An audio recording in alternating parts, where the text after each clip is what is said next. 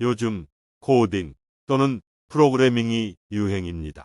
많은 분들이 이 동영상을 보신다면 아시다시피 코딩이 여러 분야에서 유용하게 쓸 수 있기에 인기가 많습니다. 초보자들한테는 보통 파이썬 아니면 자바스크립트를 시작 언어로 추천드립니다.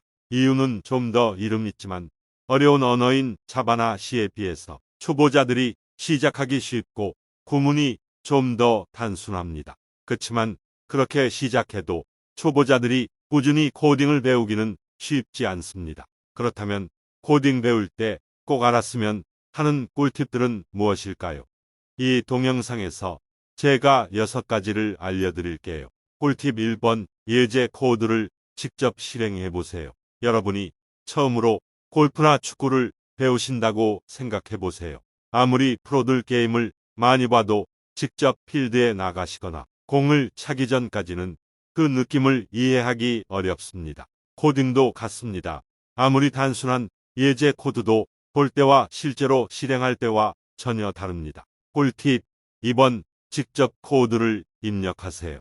요즘 온라인 코스나 책들을 보면 코드들이 포함된 경우가 있습니다. 이런 코드들은 편리하지만 배움에 있어서는 큰 걸림돌입니다. 특히 코딩 문법을 숙지하려면 직접 입력하는 게 가장 좋은 방법입니다. 파이썬에서도 들여쓰기를 직접 입력해야지 문법을 배울 때 효율적입니다.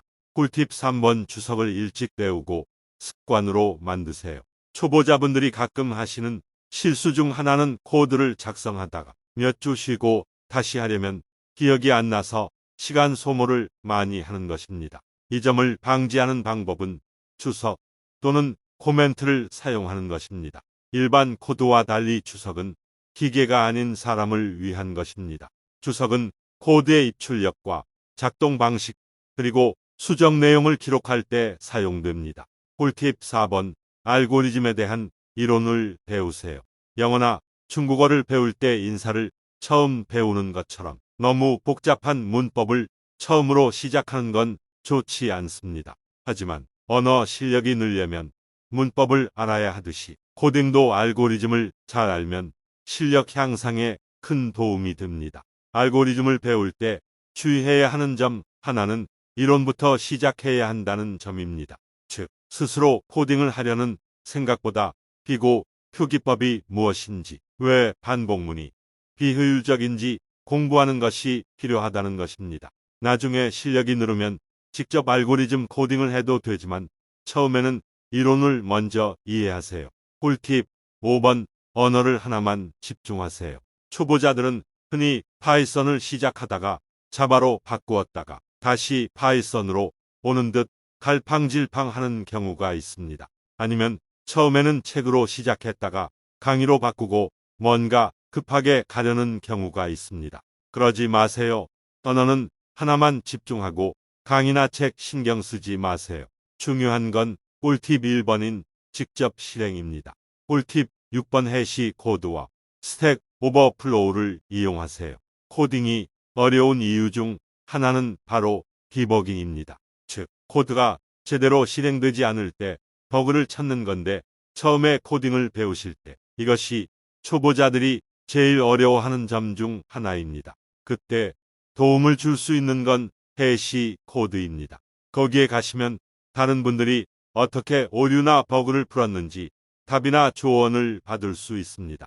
영어가 가능하시면 스택 오버플로우는 많은 개발자들이 사용하는 웹사이트로 보시면 좋습니다.